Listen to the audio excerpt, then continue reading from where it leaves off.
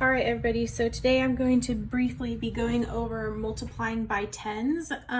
So if you know how to multiply by ones, then you know how to multiply by tens. So I'm going to show you a couple of tricks. So again, to multiply by tens, we're just going to count by tens. So it would be 10, 20, 30, 40, 50, 60, 70, 80, 90, 100, 110, 120, okay, and so on. Okay, so what I want you to think of is if we have an expression or an equation. So let's say that I have 10 times 3. Okay, what we're going to do is you're going to treat it like it's kind of like a problem, like you're multiplying by 1. Okay, so I see this 1 there. You're going to briefly forget about this 0. Okay, you're going to do 1 times 3, which is 3. And now because there's 1 0, you're going to add 1 0 at the end. Okay, so again, if I was to do 10 times 7, okay, I would briefly forget about the 0. I would multiply the 1 times the 7, and we know from the identity property that that's going to be 7. And then I want to add the 1 0. Okay.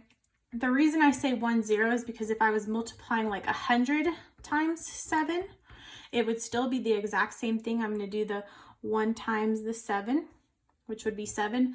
But now I had briefly forgot about the 2 zeros, so now I need to add 2 zeros to the end of it.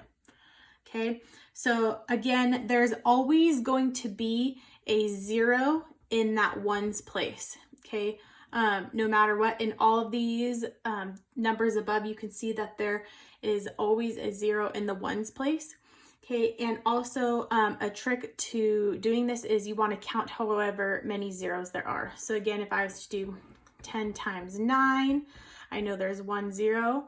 I'm going to do 1 times 9, and then I add the 1 0. Okay, if I was to do 10 times, let's say 90, okay, I would still do the 1 times the 9, which would be 9.